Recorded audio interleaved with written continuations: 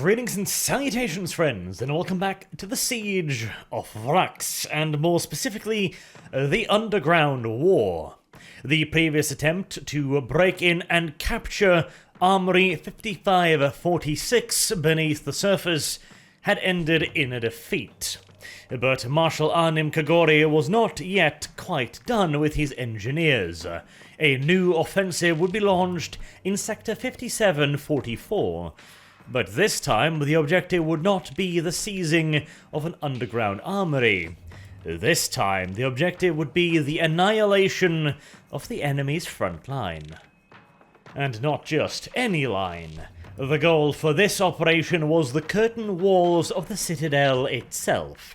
Instead of slogging through the kilometers of hastily improvised defensive fortifications beneath the citadel walls, whilst in full view and in the fire envelopes of those walls, the plan was to destroy the walls first. And once that had been achieved, a rapid armoured thrust would be lanced right through the enemy's outer defences and into the heart of the citadel, ending the war in one fell swoop. It sounded exactly like all of the other over-ambitious plans that had been attempted on Vraks so far, none of which had necessarily worked out all that well in the end, but maybe, just maybe, this would finally be the one that worked. And so, in Sector 5744, the various line corps assigned to that area began their own mining operations. They would take place during and long after the failure against the armory. Indeed, it would take over 1 year from the beginning of mining operations until finally, the 383rd Engineer Company reported that they had located the foundation of the Citadel's curtain walls. And far more importantly, they could also report that as far as they were aware, the enemy had not noticed their approach. This was a vital part of the plan because what was to come next was going to take a whole lot of time. Several tunnels had started their slow and stealthy approach to the curtain wall, and this one had finally reached it, with no indication of being noticed. Now, an even slower and even more careful job could be undertaken. In complete silence, without even the aid of mechanical generators or in many cases even light, engineers had to work via the aid of flashlights. With muffled pickaxes wrapped in cloth, they slowly, oh so tortuously slowly, chipped away at the rock walls ahead of them, until, over the course of many weeks, they hollowed out a large underground space beneath the foundation of the curtain walls. Then, even more slowly and carefully, without any mechanical aid whatsoever, lest the noise draw the attention of the Vraksians, the key pieces were brought into position. Whilst all of this was happening, the rest of the sector's engineering companies all stepped up their own efforts. Artillery barrages would rage continuously above ground, the engineering companies would push non-stop, also utilizing heavy mechanical means to draw all of the defenders' attention towards these decoy attacks. Whilst very, very quietly, tons upon tons upon tons of high explosives were transported down the long, silent mine towards a large hollowed-out area just beneath the citadel's walls. This exceptionally slow and careful operation was set to take several days, as virtually the entire 34th Line Corps stockpile of high explosives and demolition charges would be deployed in the operation. If the Death Korps fucked this up, the Vraksians would never let them have another chance at it, and so this one opportunity to break the curtain walls had to count.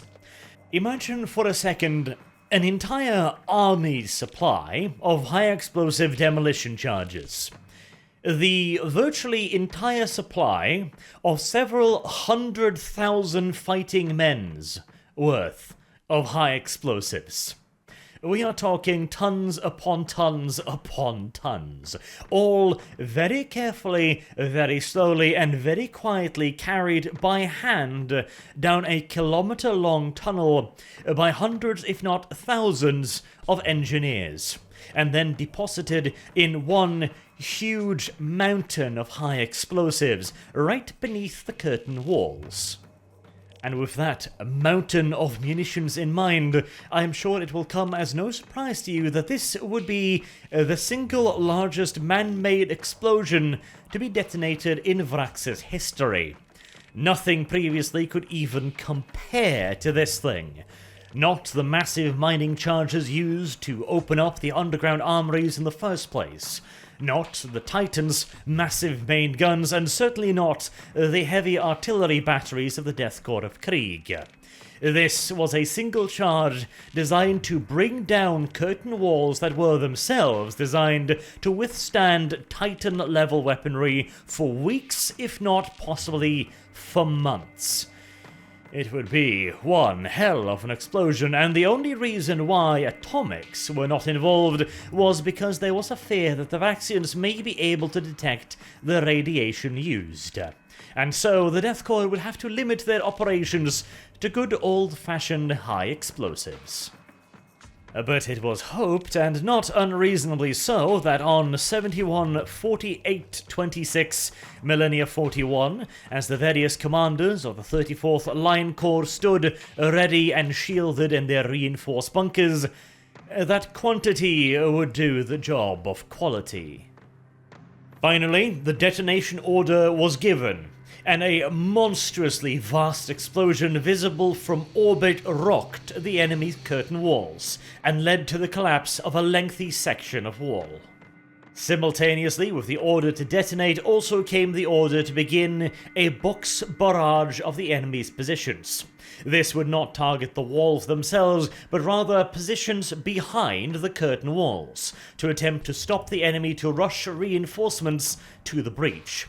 Additionally, Imperial Aeronautica forces would also launch incredibly daring and near-suicidal attack runs on the citadel walls themselves, strafing the upper walls whilst also dropping time-delayed bombs into the rearward areas to further complicate the movement of troops. And of course, the detonation itself served as a signal for the Death Korps of Krieg to begin their offensive. 30 Gorgon assault carriers would be in the first wave, supported by Baneblade super heavy tanks, Lehman Russes, and Macarius heavies. They would push in through the enemy's outer improvised defences and disgorge the infantry directly from the Gorgons into the rubble of the breach, where they would hopefully entrench themselves and hold the breach against any enemy reinforcements, whilst more infantry was moved up on foot behind the first wave. And then, when the approach had been made clear, companies of grenadiers would rush forward to the breach in Centaur light carriers, where they would stage their own breakout attempts from the breach, attempting to gain further ground and enter the citadel itself. It was hoped that this would be a rapid blitz-style assault, where the Gorgons, supported by all of the heavy armour, would simply crush through the enemy's improvised outer defensive lines and then slice straight through the curtain walls, now reduced to nothing more than piles of rubble. It was still, of course, a considerable distance to be covered, but the shock of the detonating mine, along with the destruction of a significant portion of the enemy's defensive guns, was hoped to give the Death Korps the edge they needed, and it appeared to be working. As you can probably imagine, it can be somewhat difficult to gain one's bearing after having been within an uncomfortably close distance to one of the largest man-made explosions in the entire war zone, especially a war zone like Vraks. And by the time the Vraksian defenders got a hang of exactly what had happened and just how much danger they were still in, the Gorgon assault had already covered half of the distance up to the curtain walls, crushing the improvised outer defences mercilessly beneath their treads, and the combined firepower of dozens of Baneblades, hundreds of Lehman Russes, and Macarius heavy tanks, annihilating each single piece of enemy defences one by one with overwhelming barrages of annihilating firepower. But the Death Korps wouldn't have it all their own way. The Vraksian defenders, realizing that the mine itself was not their biggest problem, the sheer wall of enemy armor, steel, and gunfire advancing towards them, that was the real problem. The Vraksian artillery slowly at first, but then with ever-increasing pace, began opening fire into no man's land. At first, their aim was considerably off. They had anticipated firing blocking barrages in front of their own positions, but the Death Korps had already passed outside of those fire zones. Now the enemy artillery shells were landing upon what was once their very own positions, which required a fair bit of recalibration on behalf of the gunners. The various weapon operators on top of the citadel walls themselves, those guns who had not been utterly destroyed or whose crews had been pulped in the explosion, had an easier job. Manning autocannons, heavy bolters, and las cannon batteries, they swiftly began engaging the enemy armored elements that they could see. Their fields of fire had been severely restricted with the destruction of such a large area of the curtain walls, not to mention the apocalyptic amounts of dust thrown up by the explosion itself, reducing visibility to near zero. The wall gunners could only fire blindly in the general direction of the enemy, heedless of whether or not they were firing upon their own positions, as they could not differentiate between the gun flashes of the advancing Krieg armor and those of their own pillboxes. Meanwhile, out in the dust of no man's land, the Krieg heavy armor ground on relentlessly. With the enemy unable to direct all of their firepower in an effective fashion, the Macarius heavy tanks were able to soak up the enemy's las cannon blasts with little problem. The occasional stray beam of high-intensity laser energy, or the occasional autocannon shot, posing little real risk to the Death Korps' heavy armor. The tanks also had an easier time of engaging the enemy. Whilst they couldn't see much more than the defenders, they had the luxury of knowing that any muzzle flashers in front of them were guaranteed to be the bad guys, and so could engage them without any hesitation or doubt. As more and more of the defenders got a hold of themselves, however, and the Death Korps assault ground ever closer, they became easier target for the wall guns. In addition, the artillery barrage increased in intensity until every gun on the defender's side was hammering down on the advancing Krieg forces. Mortars, earthshakers, bombards, heavy siege guns, and captured third pieces. All of them, regardless of caliber, were raining down upon the Gorgon transport. One was struck right in the crew compartment, a large shell entering straight through the open top and detonating inside of the vehicle, turning every single unlucky grenadier inside of it into a fine red mist. A further 3 Gorgons were struck by various wall-mounted weaponry, and were either immobilized, knocked out, or straight up annihilated when their fuel tanks caught fire and they simply exploded. But despite the occasional and frankly inevitable casualty, the rest of the Gorgons all made it to the breach. This was a remarkably successful assault. Out of a total of 30 Gorgons, only 4 had been lost on approach, whilst crossing an area that was actively being held and contested by the enemy in the face of the massed wall guns of the Citadel's curtain walls.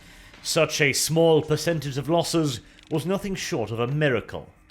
But unfortunately, the goddess in charge of handing out such battlefield miracles is a famously fickle female, and the Death Korps of Krieg soon found itself running into a bit of a problem. The Gorgons and heavy tanks had advanced as far as they could. Now their advance was being blocked by huge slabs of permacrete blown clear off the curtain walls. The rubble had not all collapsed into the hole created by the detonation of the mine.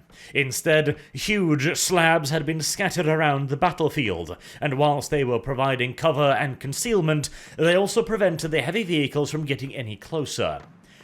And so, bereft of any other choice, the Gorgon assault transports lowered their ramps and ordered the guardsmen within to charge. They had been instructed to fix bayonets and simply charge forwards, whatever was in front of them. There was, of course, no way for Imperial High Command to prepare them for precisely what they would meet, as they, just like the enemy, had no eyes on the breach itself. It could be a gentle slope, it could be a near impossible to climb mountain of rubble and shattered permacrete. This would of course also work against the defenders, and it was hoped that the speed of the assault would prevent them from taking up positions inside of the rubble or covering it properly. This hope, however, was to prove very much so false, as the moment the guardsmen exited their Gorgon assault transports, they were immediately under fire from hastily repositioned wall emplacements, now firing directly down into the huge breach from atop the walls, and even the shattered sides of the curtain walls. The very first man to fall was the lead officer of the 15th Platoon of the 7th Company, who died alongside the entirety of his platoon moments after the assault ramp had clanged to the ground. The fighting compartment of the Gorgon transport was immediately filled with heavy stubber and bolter rounds, whizzing in and cutting the guardsmen to ribbons. The rest ran forward as swiftly as they could for the cover of the breach itself and began climbing up it, whilst continuously under plunging fire from the walls and the sides. The enemy's artillery was also beginning to readjust. They would now be firing danger close to their own positions, but they did not appear to care. Mortar rounds and fragmentation grenades soon began exploding in amongst and above the charging guardsmen, who were themselves firing back only occasionally, knowing that in such a situation speed was far more valuable than taking poorly aimed and obstructed potshots against the defenders. They were clambering up the breach as rapidly as they could, but they were swiftly losing their officers. Soon, Captain Naylor was killed by a mortar bomb that impacted at his very feet, shredding the captain and flinging his barely recognizable corpse, now little more than a husk of broken bones and bleeding flesh, back down the breach. Nearby, Commissar Moroth, seeing the fall of the captain, immediately took command. Drawing his power sword and activating the blue glowing arcing blade, he held it above himself, like a standard, rallying the guardsmen around him and leading them forwards. At a full sprint, he charged through the plunging fire of the enemy. At one point, his cap was picked clean off his head, but miraculously, he made it so far that the top of the breach was just a few meters away. Additionally, he drew the attention of virtually the entire enemy gun line, who were all firing in a near panicked trance, hosing down the breach with anything and everything they could get their hands on, with no regards for their own safety or trigger discipline. Seeing the continuous streams of tracer fire and muzzle flashes, the Gorgons, now slowly reversing, were hosing down the top of the wall and the sides with their twin heavy stubbers. The Lehman Russ and Macari's heavy tanks were also adding their own heavy firepower to the fusillade, scouring the breach sides clear of enemies. Only another dozen meters to go, and the Commissar would lead the guardsmen of the 308th Regiment up onto the top of the breach, where they could then entrench, bring up heavy weapons, and defend it against any Vraxian counterattacks. The Commissar got up, waved his power sword, and prepared to advance again, just as he was hit full force by a massive monstrosity, in such a short span of time that he could barely react. The enemy, somehow, had been able to rush troops in from other sectors and throw them up and into the breach before the Death Korps had made it there. And now these forces were launching a furious counterattack against the Death Korps' lead elements. And they were not just any counterattack either. The enemy had brute force marched hundreds of Ogrins straight through the artillery barrage. Dozens, if not hundreds of them must have been shredded in the fierce artillery fire, but these monsters had almost been lobotomized and pumped full of various combat drugs. Near impervious to injury, and with barely a mind of their own left, they were forced up the slope and then thrown into the lead elements of the 308th. Rumbling down the steep slope, the Ogrins came on almost like an avalanche. The Death Korps guardsmen levelled their lasguns and attempted to bring down each monstrosity one at a time, entire squads focusing their fire on one individual Ogren at a time in a desperate attempt to bring them down. But pumped full as they were of combat stimulants, the Ogrins did not stop moving before their entire bodies were little more than a cauterized mess of bloody tissue and burn wounds. The wave of grossly over-muscled monsters swept aside the first few companies of the 308th, throwing them back bodily from the top of the breach. The frenzied fighting lasted only for a handful of minutes before all of the ogres had been put down, but in that period of time, hundreds of guardsmen had been butchered, and the rest now had to resume their climb towards the top of the breach. The Ogrins had only managed to purchase minutes for the Vraksian defenders, but minutes was all they needed. Right behind the Ogrins, hundreds of Vraksian troops, spurred on by the disciples of Zaphon, had run heedlessly through the Death Korps' blocking barrage.